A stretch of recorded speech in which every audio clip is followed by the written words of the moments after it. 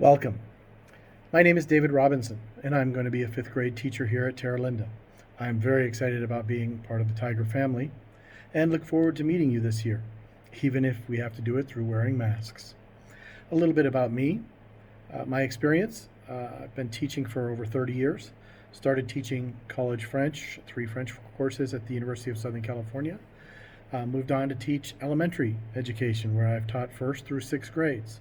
My last 15 years have been focused on fifth grade primarily. Obviously, I love the curriculum and enjoy early American history, try to make it fun and exciting, and look forward to this year at Terra Linda. A little bit more about me. I grew up in Vermont, so I love the Four Seasons and the snow. Moved to California after spending a year Up With People, traveling all over. We performed in 30 states, as well as 4.5 months in Europe. And then went to the University of Southern California in Los Angeles, where I played in the marching band, one of my favorite things to do there. Also for the Lakers and the Laker band for 5 years.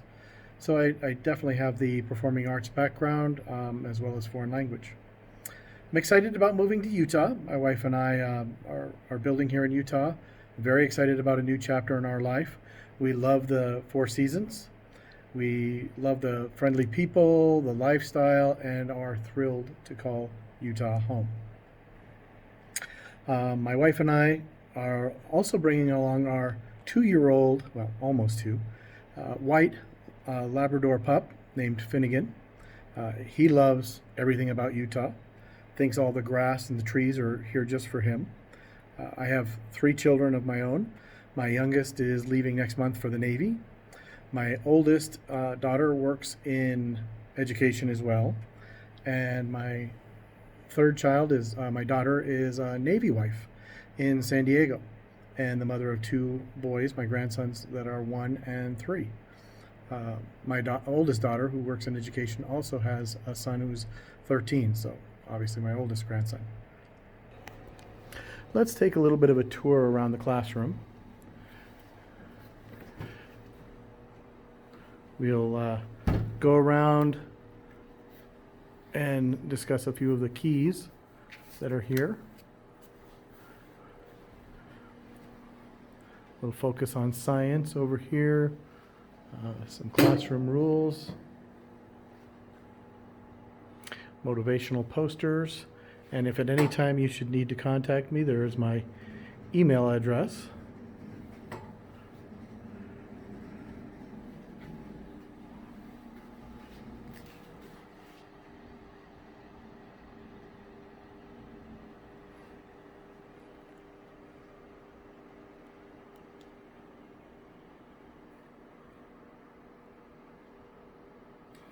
Okay, as you can see, I definitely have a love of plants in my classroom. These are pothos, which I got at Lowe's, but you can get at Target. People are always asking how they can help in class or what they can donate. I love plants. I found out at a brain-based learning conference that these are especially good in classrooms. They produce a lot of oxygen for all those hungry, oxygen-starved brains that we'll have in here. So I'm always looking for more plants if you'd love to donate those. Let's go back over here to some important features, the classroom rules.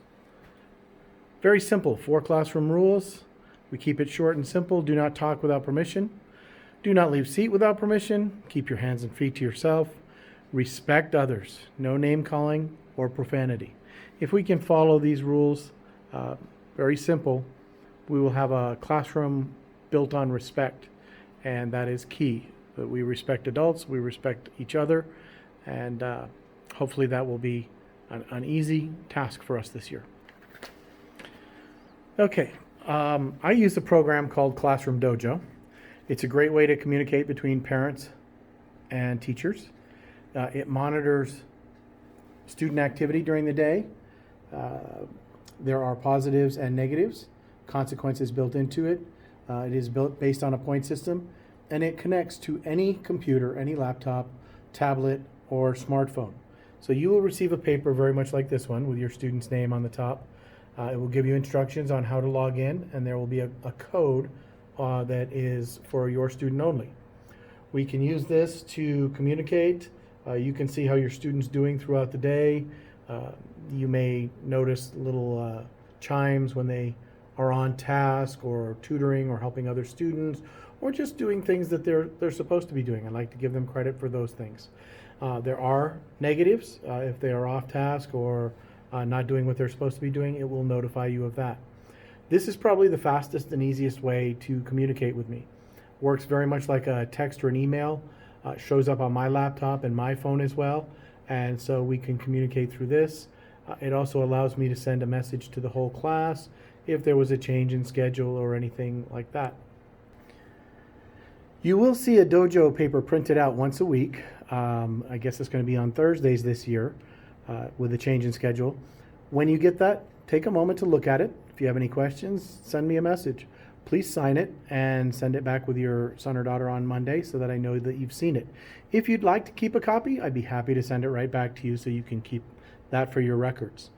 It just provides us another way of easy communication.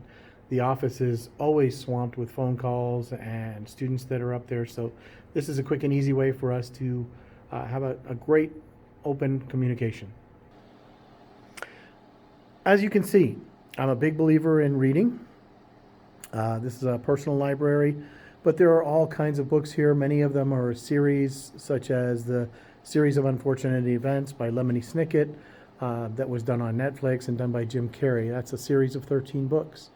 I expect all students to read daily. That will be their homework. Very rarely will I give math homework unless a student needs to catch up on something or needs a little more practice, a little drill and kill. Then I send them homework specifically for them to work on. Usually it doesn't even need to come back, it's just practice. But as far as reading, I expect 30 to 60 minutes a night. I try to give time in class for them to read, but the goal here is to teach them a joy and love, create a passion for reading. In junior high and high school, you don't get to choose the book anymore. So at this point, I'd like to teach them that reading can be fun. Get them involved, and like anything else in life, it takes practice. To be a great musician, you have to practice. To be a great athlete, you have to practice. To be a great reader, you have to practice. So we're going to work this year on reading comprehension.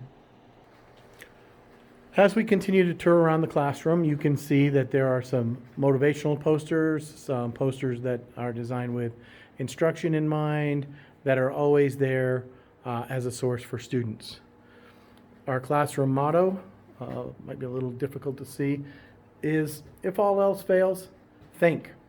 This goes back to critical thinking skills, and I want students to learn to be able to try and solve it for themselves. That could be any kind of problem, whether it's a math problem or a problem on the playground. If all else fails, stop and think. Then once you've done that, if you still have issues, I try to make myself available throughout the day so that students can come up and approach me and we can solve things together. Maybe just a little bit of instruction for 30 or 40 seconds, and they understand they're on their way and we're moving along. And back to our classroom mascot. We're gonna have to come up with a name for him, but COVID has definitely changed our lives and our routines. I just want to let you know that Jordan School District and Mrs. Gorange have followed all guidelines to make Terra Linda as safe as possible for your children and for all staff members. We will be wearing masks and disinfecting regularly. Students are encouraged to bring a water bottle from home, as the water fountains will not be operational. Please make sure that your student's water bottle is labeled with their name.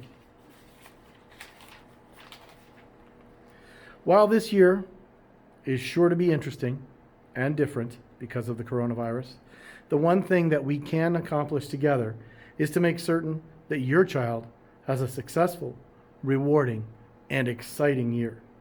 I look forward to a great year and to meeting you in person. Go Tigers!